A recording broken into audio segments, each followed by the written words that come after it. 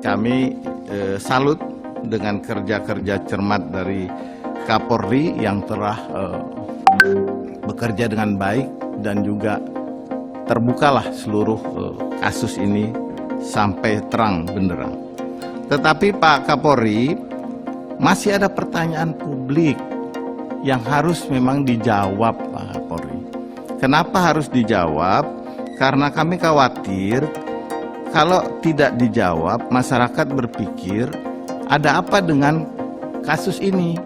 Karena kasus-kasus yang lain dengan gamblang Polri itu menyampaikan motif-motif yang menjadi pertanyaan masyarakat. Pertanyaan masyarakat yang paling sering kami dengar, apa yang terjadi di Magelang? Karena kalau yang 8, 9, 10 yang di Jakarta sudah selesai. Jelas sekali konkret disampaikan oleh Pak Kapolri baik di luar maupun tadi di dalam rapat ini. Kemudian siapa tersangka utama, siapa yang obstruction of justice, siapa yang turut serta, itu semua jelas sekali. Tetapi terkait dengan motif, kami pun masih tadi mendengar Pak Kapolri bilang bahwa tunggu sampai di persidangan. Nah Pak Kapolri, jangan sampai hal ini menjadi pertanyaan kembali di tengah masyarakat. Kenapa kasus ini tunggu persidangan? Padahal kasus yang lain itu bisa dibuka terhadap masyarakat. Paling tidak berilah alasan kenapa hal itu bisa menunggu persidangan. Dalam kasus Pak Sambo, ini banyak sekali. Tentunya ini berdampak pada tindakan Pak Kapolri terhadap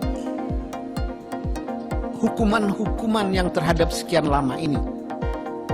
Yang kedua, ini ada apa sampai institusi terlibat sebanyak ini? Ada kesan bahwa ini ada geng-gengan di tubuh Polri. Ada kesan bahwa ini suatu kebiasaan yang sudah terjadi untuk saling menutup kasus per kasus. Misalnya saya selalu diingatkan, bagaimana dengan kasus KM50? Ini kan kesannya juga dikeroyok, tertutup. Walaupun dalam proses peradilan, ya, saya jawab bahwa itu sudah berjalan dengan baik. Penasihat Kapolri terlibat dalam kasus ini, gitu. Ini ada pertanyaan juga. Penasihat terlibat dalam kasus ini. Ada kesan bahwa penasihat Kapolri ini penasihat Kapolri atau penasihat bisa dipakai sama personel yang lain. Nah, catatan-catatan inilah yang sebenarnya bagian dari proses yang merusak citra Polri kalau tidak terjawab dengan baik. Selanjutnya, bias dari semua ini tidak muncul suatu diagram-diagram yang seolah-olah saling balas-membalas.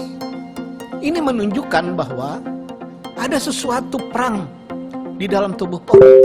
Ini juga yang banyak dipertanyakan. Saya harap